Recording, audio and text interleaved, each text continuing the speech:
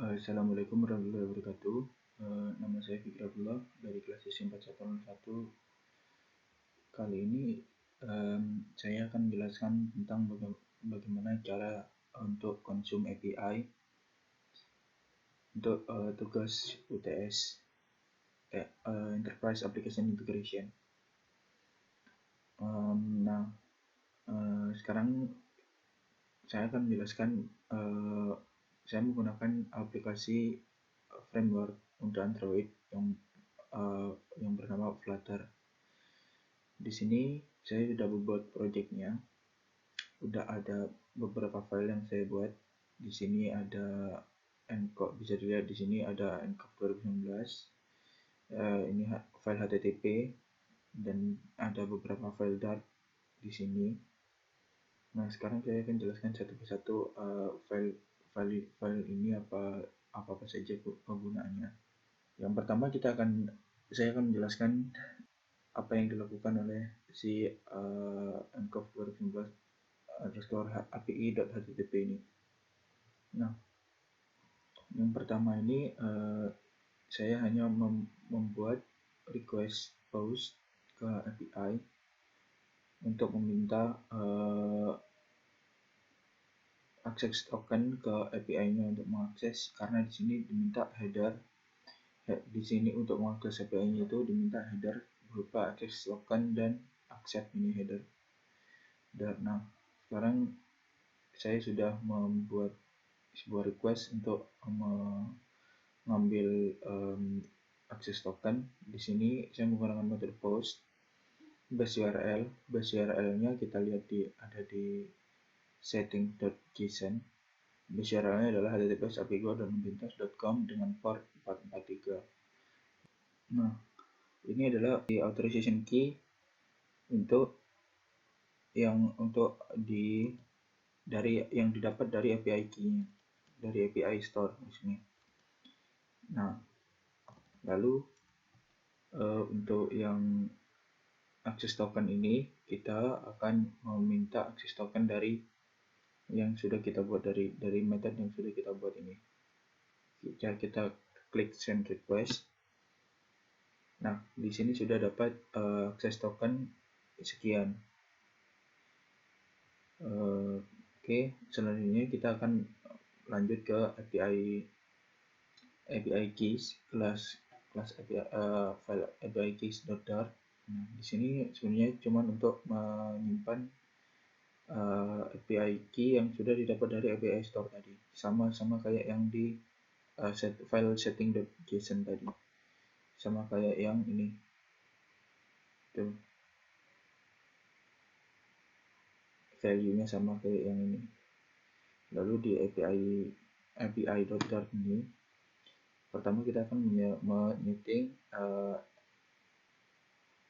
endpoint apa saja yang akan kita pakai di aplikasi kita. Tuh, di sini ada today case, ada active, ada recover, ada critical, ada today's date. Nah, di sini juga sama, kita set base URL-nya, terus kita setting endpoint yang akan kita pakai. Di sini ada today case, ada active, ada recover, ada critical, ada today date. Kalau kita lihat di API Store-nya, nah itu kita akan melihat endpoint-nya akan sama dengan yang ada di API Store. Nih. Nah, ini ada, saya akan mengambil today case, ada today case, active, recover, sama today's date, sama critical. Nah, gitu. Di sini setelah sudah mengset endpoint, nah di sini kita lalu men-set sandbox-nya, mengset hostnya, yaitu API gue, api.nubentas.com dengan port 443, dengan base path-nya adalah segini. Lalu di sini kita akan mengambil URI dari dari akses token, yaitu kita akan meminta sama yang sama seperti yang tadi, HTTPS, hostnya API dengan skema HTTPS, api.noventus.com hostnya. Lalu kita akan ambil token, lalu kita masukkan query green type client credentials. Nah, ini hasil dari URI ini, hasil akhirnya itu nanti bakalan sama kayak ada yang di sini base URL yang ini. Jadi https api.gue.noventus.com/token/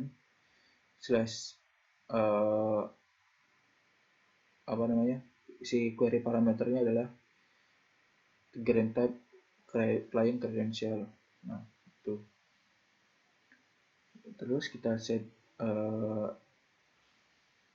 dari endpointnya, set endpoint untuk ngambil endpoint datanya, ngambil URI endpointnya, sama HTTPS portnya, sama hostnya, sama portnya. Lalu kita kasih basepathnya adalah noventus.com and API.200 ini. Lalu kita kasih slash path untuk endpointnya. Jadi nah hasil akhirnya nanti seperti ada yang di encode API HTTP ini. Jadi base URL api.gue.noventus.com https api.gue.noventus.com, lalu /t, basepathnya bisa dilihat di sini /t, basepathnya /t.noventus.com 200. Nah, di sini today case-nya maksudnya endpoint-nya sudah di set jadi today case. Jadi nanti hasilnya seperti setelah basepath ini, lalu kita akan memasukkan endpoint. Jadi basepath api.noventus.com ini / today case atau aktif atau recover atau critical dan today dead gitu. Nah, selanjutnya kita akan di API service.dart. Di sini kita membuat metode-metode yang dibutuhkan untuk mengambil endpoint data, terus parsing dari endpoint datanya sendiri, sama mengambil akses token yang diperlukan untuk mengambil data-datanya. Kalau enggak, dia nanti si API-nya bakal mereturn kode error 401. 401. Nah, di sini asing ini saya membuat metode token metode get access token dengan asing, yaitu artinya dia berjalan tidak di main thread-nya, dia berjalan di belakang. Lalu di sini ada final response await HTTP post, karena di sini tadi kan kalau untuk minta access token dia harus membuat header authorization basic dengan API key-nya. Nah, jika API-nya mengembalikan status code 200, maka dia bakal mengambil mendecode dari response body-nya ini. Nah, lalu kita bakalan menyimpan access token ini sebagai variabel yang namanya data. Kalau si access tokennya ini tidak sama dengan 0, kita akan mengembalikan value dari access token ini. Nah, di sini hanya ini building block ini dia cuman membalikan atau error handling. Nah, di sini kalau request-nya di sini fail, respon dari API-nya itu dia bakal ngeprint respon dari API-nya itu apa, lalu alasannya kenapa. Dan di sini bakal ngambilin responsnya. Di sini sama untuk get endpoint data, ini required access token, ngambil dari yang atas karena kita udah mereturn access tokennya. Lalu di sini akan mengambil endpoint data yang sudah di set. Gitu. Terus di sini karena tadi kalau ambil endpoint data itu harus menggunakan header authorization bearer. Nah, jika respon status code-nya itu 200 atau OK, dia bakal nge-decode body-nya. Respons body-nya dia decode. Kalau datanya itu nggak kosong, dia bakalan eh, memparsing dari data yang nol, dari data pertama atau data nol disimpan dalam array, jadi dia indeks pertama itu indeks ke nol. Nah gitu. Nah lalu di sini kita juga mau mengambil eh, kapan terakhir diupdate API-nya. Jadi kita mengambil di sini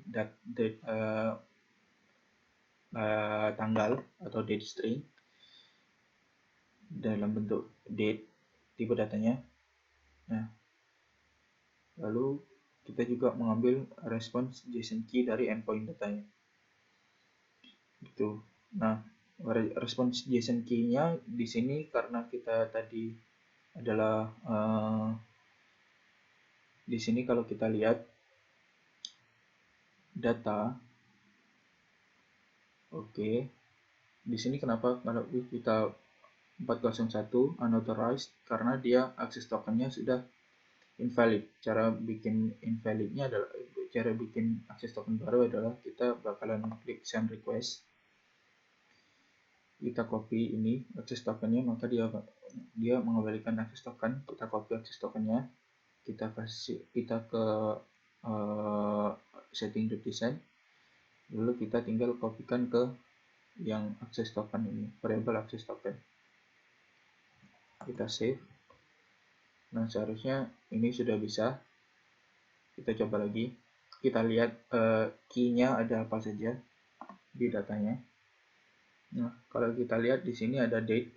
Kalau saya mengirimkan request ke case, ke endpoint case, dia bakal memberikan JSON endpoint dengan JSON response key dengan ada 2 JSON response key, ada date dengan ada data. Nah, lalu di endpoint card ini kita hanya set UI dari aplikasi kita. Di sini sudah kita set ada today case, kita bikin card, bikin card view sebenarnya kalau dengan native, tapi kalau di saya menggunakan Flutter, di sini ada saya namai endpoint card dengan stateless widget. Nah, di sini ada today case, di sini ada aktif, saya set namanya di sini ada today case, aktif, recover. Nah, ini endpoint dan today case menyesuaikan dengan yang endpoint yang sudah tadi di set di API dot di sini. Endpoint card itu. Di sini hanya mengeset value apa saja yang ada di aplikasi kita nanti. Lalu di main.dart ini dia hanya seperti main activity-nya dari sebuah aplikasi. Di sini ada kita buat root widget dari aplikasi kita.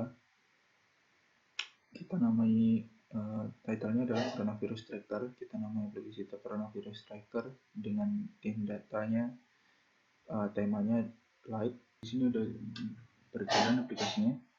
Di sini ada text last update-nya yang kita buat di sini. Nah, di sini kita bikin date formatnya dulu dengan menggunakan file formatter, date format d-nya, lalu kita simpan format yang sudah kita buat, mengambil value yang sudah ada di API tadi dan kita ubah menjadi format yang sudah kita buat, yang kita inginkan tadi. Tuh. Lanjut, di sini ada aktif, sekian dari cover, dan ada critical, ada to be dead. Oke, sekian penjelasan dari saya. Untuk waktunya, terima kasih. Assalamualaikum warahmatullahi wabarakatuh.